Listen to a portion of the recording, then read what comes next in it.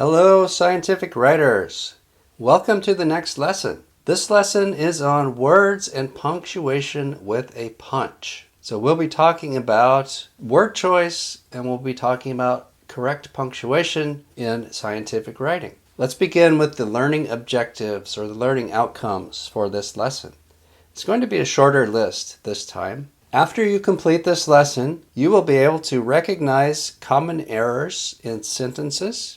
You'll be able to explain why they are errors, and you'll be able to correct common errors in sentences.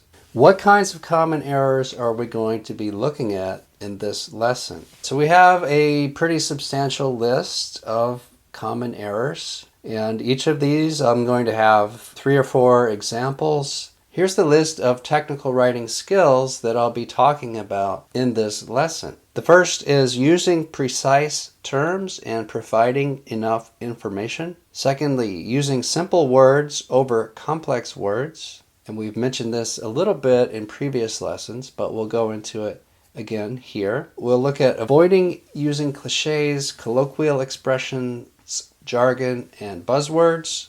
We'll make sure that it is clear which noun your pronoun refers to. We'll look at something I call don't do this alone. We'll talk about using articles correctly, careful word choice, deciding whether to use that or which, avoiding substituting one part of speech for another, making sure your words are in the correct place in a sentence, looking at how phrase order determines emphasis. We'll watch out for missing or extra words, and we'll talk about countable and uncountable nouns, missing commas, unnecessary commas, eliminating the comma splice, and looking at how semicolons should be used. And we'll talk about the importance of avoiding errors in spelling, punctuation, and grammar.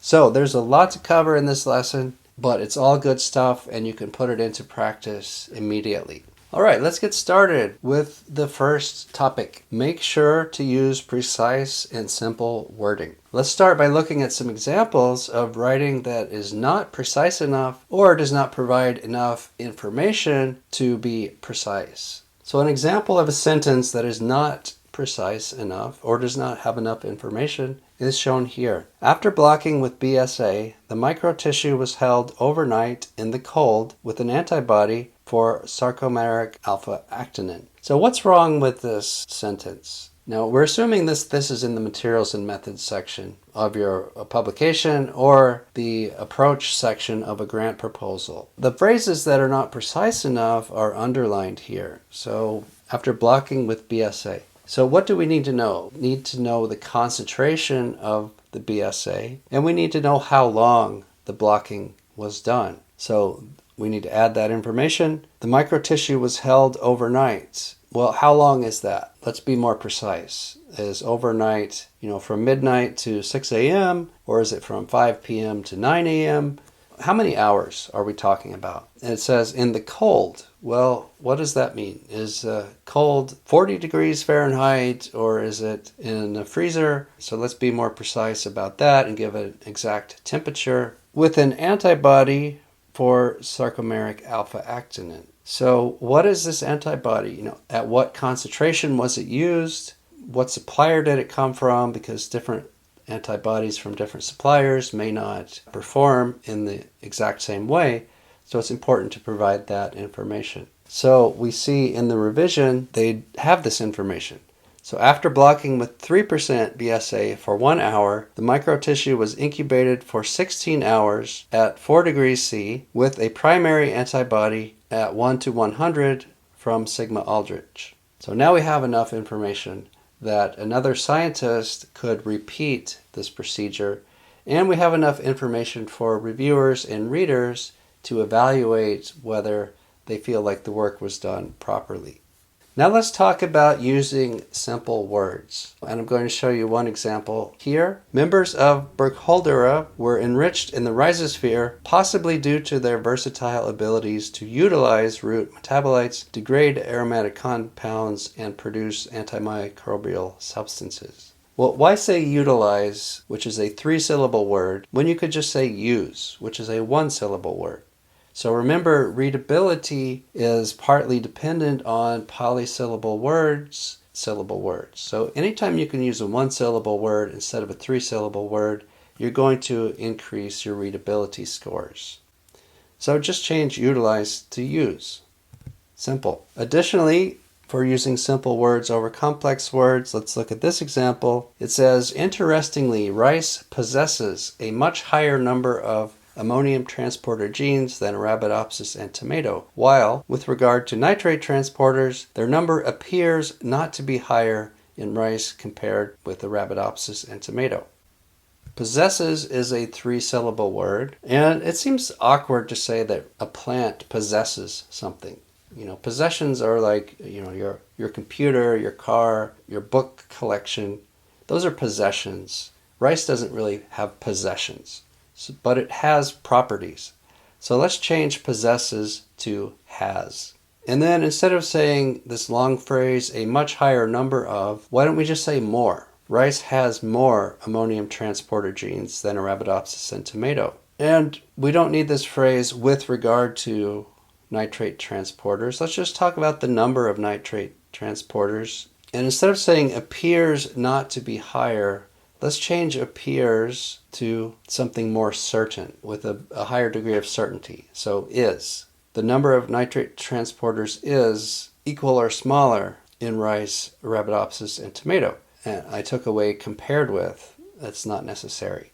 So I made quite a few edits to this sentence to make it more simple with the words that are used, and also to make it shorter by eliminating some phrases that are really not that necessary to get the meaning across. Let's look at two more examples, and I'm going to show you on this slide both the original and the revised version at the same time. So what we see here is the first sentence says, a simple isotope mass balance was utilized to quantify the contribution of atmospheric nitrate deposition to the water column. Utilized to use, we already talked about that.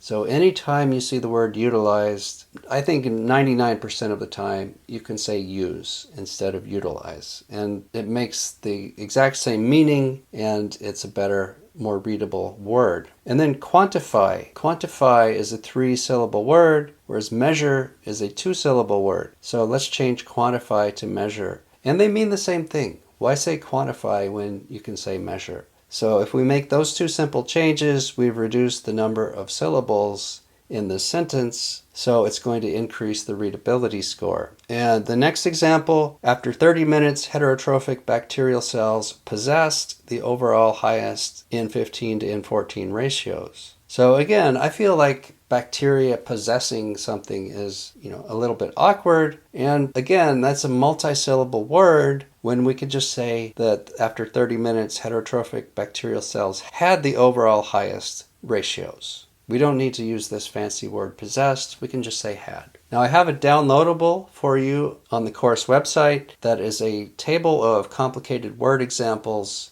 where we can substitute complicated words for simple words.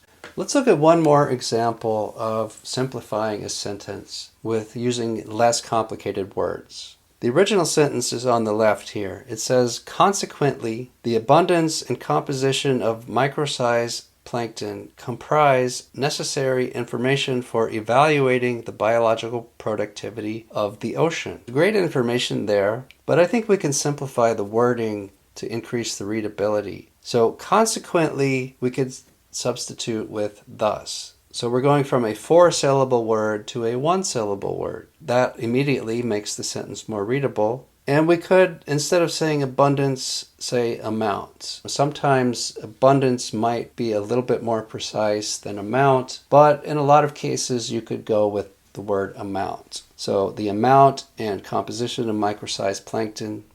And instead of saying comprise necessary information for evaluating the biological productivity, I would suggest thinking about what that phrase means and rephrasing it in a more concrete way. So we talked about concrete and abstract last time. I think we can just change this entire phrase to say that the amount and composition of microsized plankton is needed to evaluate the biological productivity of the ocean.